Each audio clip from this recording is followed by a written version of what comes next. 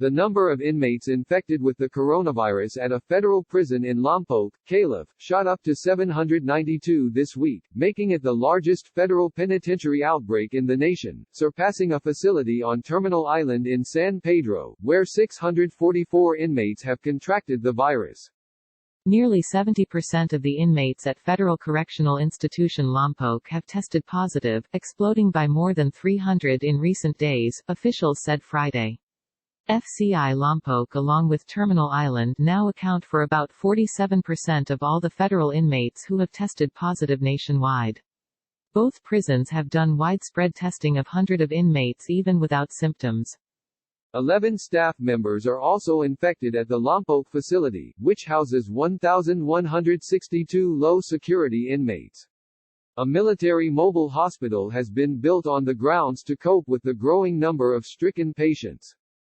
At a neighboring medium-security prison on the same grounds, 31 inmates and 14 staff have become infected, officials said.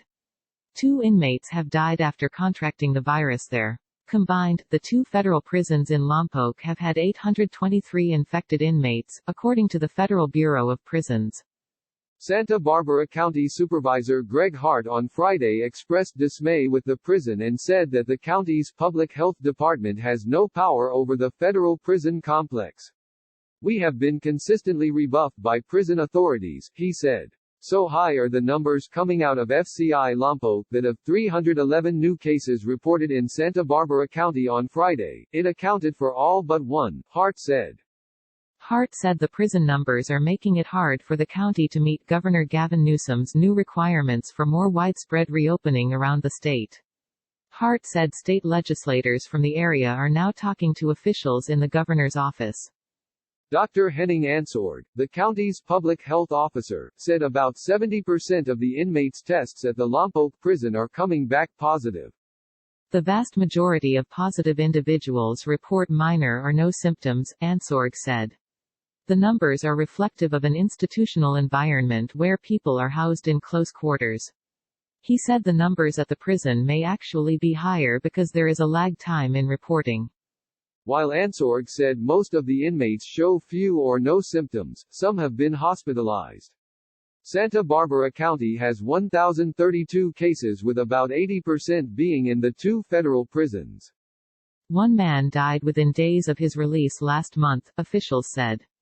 Ephraim Stutson, 60, was released from Lompoc on April 1 after serving 27 years for selling cocaine. Within hours of getting off a bus in San Bernardino, he was hospitalized. 5 days later he was dead after contracting COVID-19. His sister said he became sick as he was about to be released and was hardly able to walk off the bus. At the Terminal Island facility, 644 inmates have been infected and 6 have died, officials said. To keep the infection rate down, inmates have been spread out across the complex. Federal Correctional Union leaders, however, cautioned that other federal prisons across the country likely have many infected inmates who have not been tested. Since March 31, the Federal Bureau of Prisons has implemented a strict policy of keeping inmates in their cells or assigned quarters for 14 days and barring transfers. With about 150,000 people held in federal prisons and other facilities, 3,082 inmates and 248 staff overall have tested positive for the coronavirus.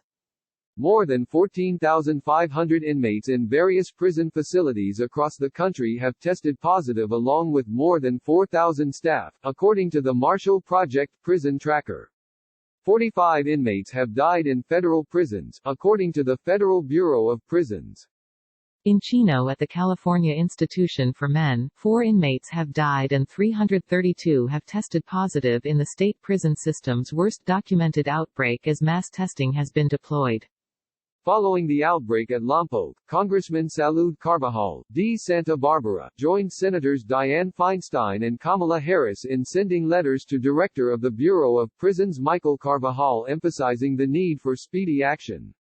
Representative Nanette Diaz-Barragán, D. San Pedro, said this week after speaking to the warden at Terminal Island that she was disappointed with the efforts to release inmates there. Only 46 prisoners are being considered and only 5 have been released at the low-security facility that houses roughly 1,000 medically vulnerable inmates. She said she took her concerns to Dr. Anthony Fauci, the director of the National Institute of Allergy and Infectious Diseases, and he seemed a little alarmed. BOP officials said they don't comment on such matters. The wife of one inmate, who asked not to be identified, said once her husband contracted the virus at Terminal Island, he was taken to a San Pedro hospital, but it took her days to find out where he was sent. She said she didn't learn how serious his condition was until she spoke with a hospital chaplain. The woman said her husband survived the illness and is now back at the prison but is still struggling to recover. He is very weak, she said. He fell down in the shower.